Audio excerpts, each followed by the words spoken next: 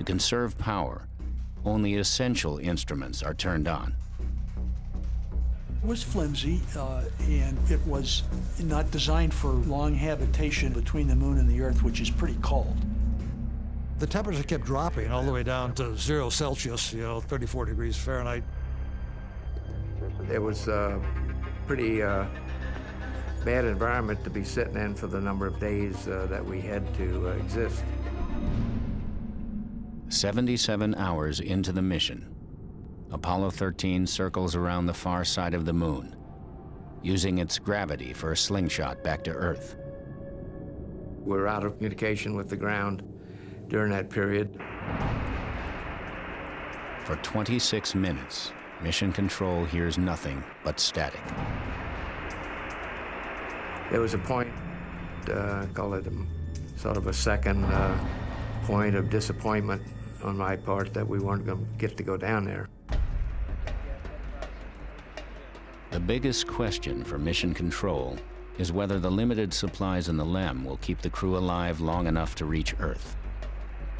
Everybody was making constant calculations. Do we have enough electrical power? Do we have enough water? Do we have enough oxygen?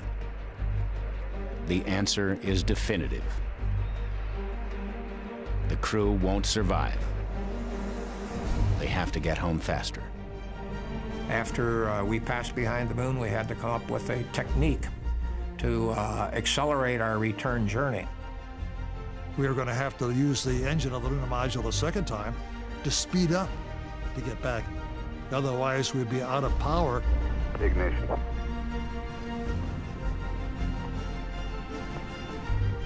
Thrust looks good. Shut down. Hang in there, it won't be long. The extra boost cuts 9 hours off the return journey.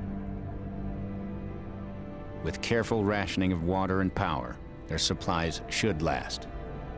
Should nothing else go wrong, we had a shot at getting back to an entry.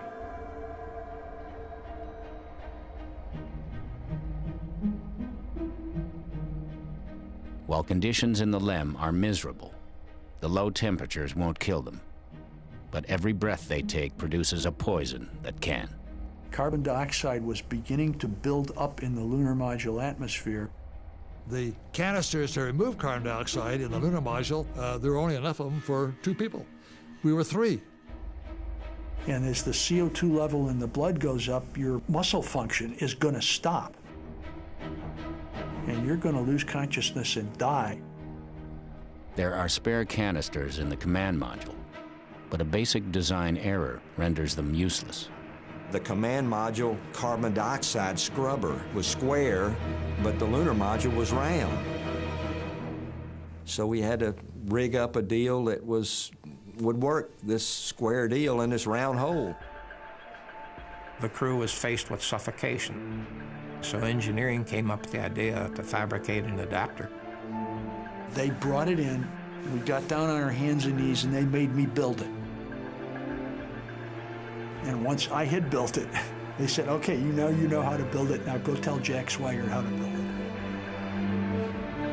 it. We did it with duct tape, with a piece of plastic, a piece of cardboard, and an old sock.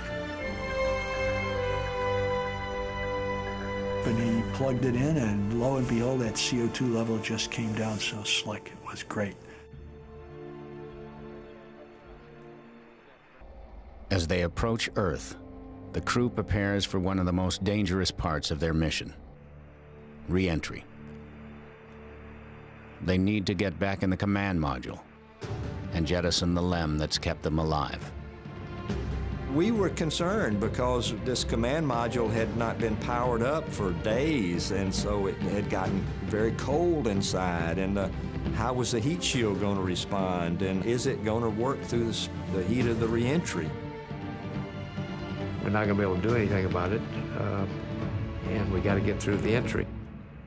It's the only way to get home.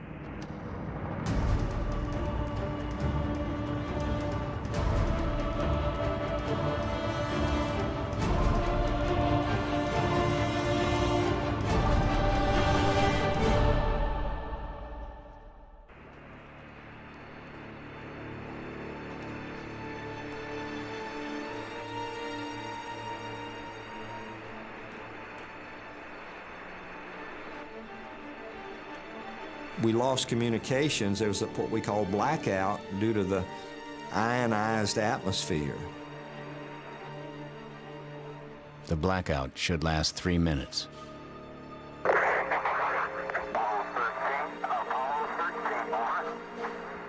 Hello, Aquarius. Hello, Apollo 13, and no response.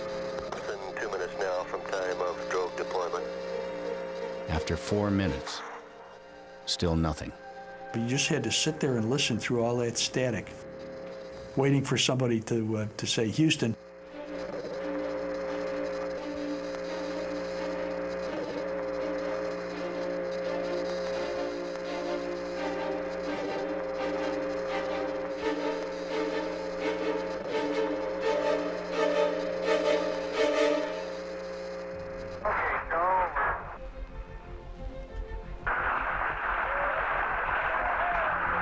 Odyssey Houston, we show you on the mains. It really looks great.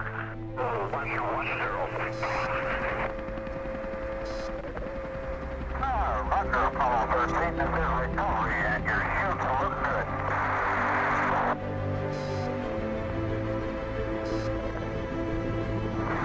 This is recovery, over. Photo 1 flashing at this time, the 3 chutes are... And when we finally hit the water, then we knew that we were 100% safe. They landed right where they were supposed to land. It was awesome.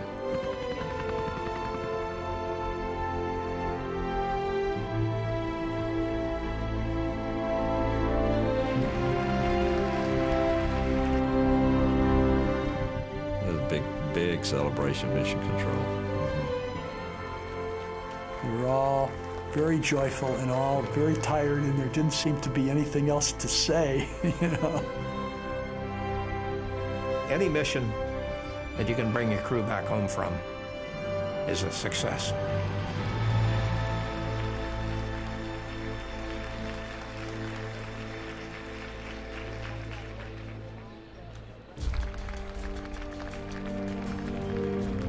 The men of Apollo 13, by their poise and skill under the most intense kind of pressure, epitomize the character that accepts danger and surmounts it. Theirs is the spirit that built America. NASA is determined to maintain an aggressive schedule of lunar exploration.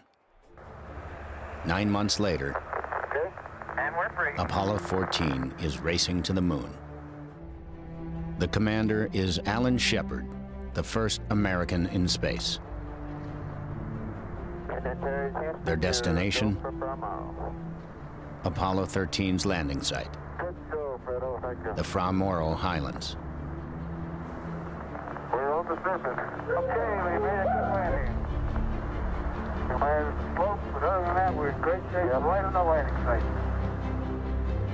Scientists think this region could hold clues from the time the moon was just being formed. The astronauts bring a handcart to haul 90 pounds of rocks back to the LEM. And Alan Shepard even finds time to convert the rock sampler into a golf club. Continuing 6 iron on the bottom of it. Well, I'm going to try a little sand trap shot here. Miles and miles and miles. Very good now. Once again, large audiences are watching when astronauts broadcast from the moon.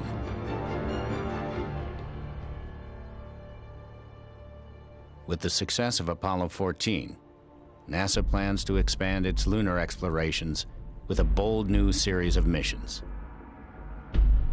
The whole objective was to put out a whole suite of geological experiments and scientific experiments. We wanted to collect enough data so that we could analyze the moon and see what it's made of. What is the structure of the moon? Is it like the Earth? Is it like an asteroid? Is it, what's the structure of the moon? For the new missions, astronauts will spend more time on the lunar surface and bring back heavier payloads of moon rocks. For more ambitious explorations, they'll have to cover a lot more territory. NASA develops a revolutionary vehicle. The lunar rover was a very, very creative effort. We knew we wanted a vehicle that could roll along on that very, what seemed like sandy kind of a surface. And it had to be operable by people in suits that were very, very stiff and without a whole lot of mobility. The Lunar Rover is a four-wheel drive two-seater. It has a top speed of 8 miles per hour. A magnetic compass won't work on the moon, so a computer constantly plots a straight line back to the left. Charlie and I worked on the lunar rover vehicle over at the Marshall Space Flight Center, and it was a great driving machine. We had the car to broaden our exploration base. Before the car, we had no ability to walk more than 300 or 400 yards. But with the car, we could cover a radius of about 5 miles.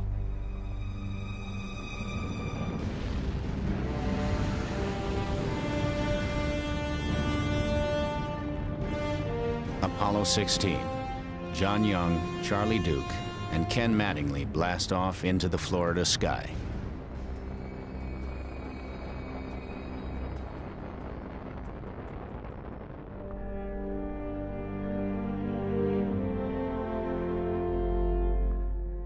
Young and Duke used the lunar rover to explore an area known as the Descartes Mountains. This is going to be a good day, Charlie. Oh, spectacular. Just spectacular. And here we go.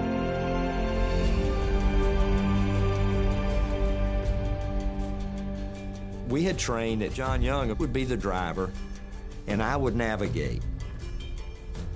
Yeah! Woo! Man, that was great. Big skid. Man, you are really bouncing. Is he on the ground at all? Well, I just see how fast the thing would go downhill, and it would do pretty good. We're doing 10 clicks, Tony. That's 10 kilometers. He's got about 2 wheels on the ground. Okay, turn sharp. It was fun riding a rover. It was a lot of fun. Bounced a lot. Oh, I believe it, Charlie. It's raining, John.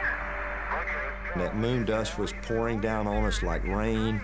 And so after a half of a moonwalk, our white suits turned gray. 4 clicks an hour, Tony, and Charlie, you hit my arm. I spent a lot of time saying, Charlie, don't bump my arm. Because he was sitting right next to me.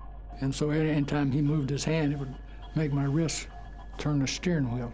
Not a good thing where you're heading for big blocks. You want to park this thing, you? Rod, up over this little ridge here. We're stopped, and we're just about directly north of the outset. Right by that big rock. Okay, Tony.